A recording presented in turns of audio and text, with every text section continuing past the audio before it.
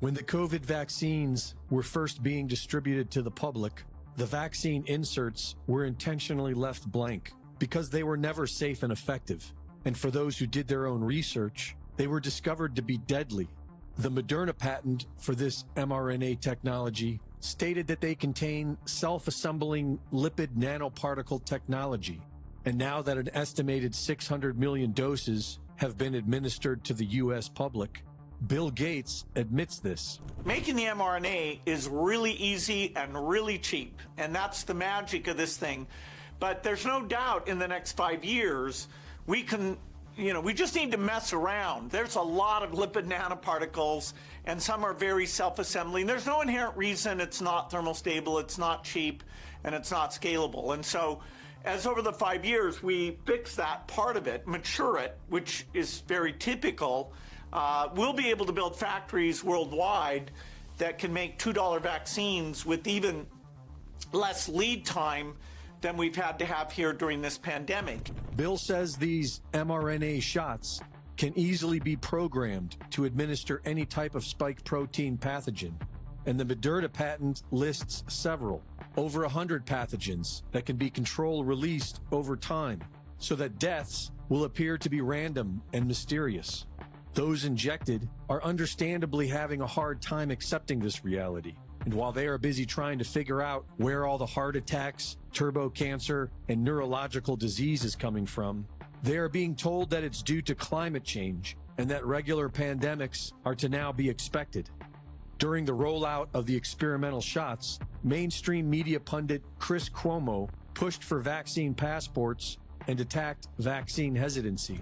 How are they going to know who's vaccinated? You just said they showed the card. That's not the answer. The answer is a vaccine passport. Part of the reason that you're seeing what you're seeing in Florida is because of vaccine hesitancy. Cuomo is now claiming to be injured from the vaccines. So today, the New York Times released an article that's getting a lot of play that says that there are thousands of people who say they're still suffering side effects they believe from the vaccine.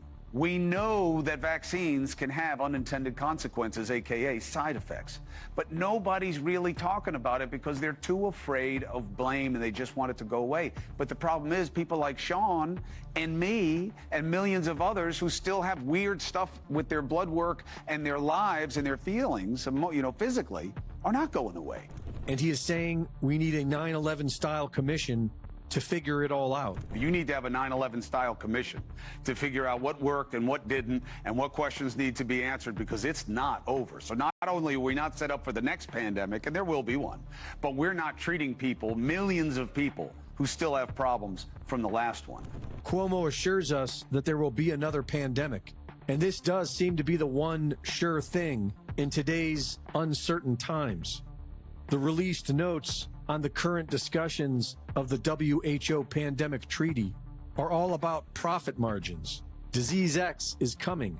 The US dollar is beyond saving, but while it still has a heartbeat, there are billions to be made by another fake pandemic.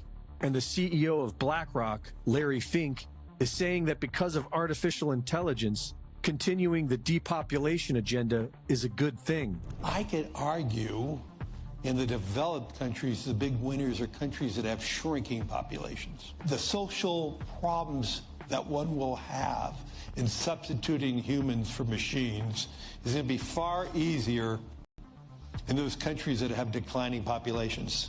So long as we the people do nothing, the outcome is predictable. We will be slaves to a bureaucratic, non-human system run by machines.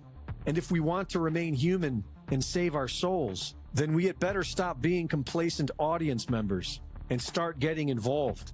Pfizer whistleblower Dr. Michael Yeadon recently said the obvious. Without an insurrection, we can expect a new event that will trigger a digital ID connected to a digital currency and a wave of fake pandemics with mandated shots until the population reaches their desired levels. And as long as we remain stubbornly divided, we don't stand a chance. Reporting for InfoWars, this is Greg Reese.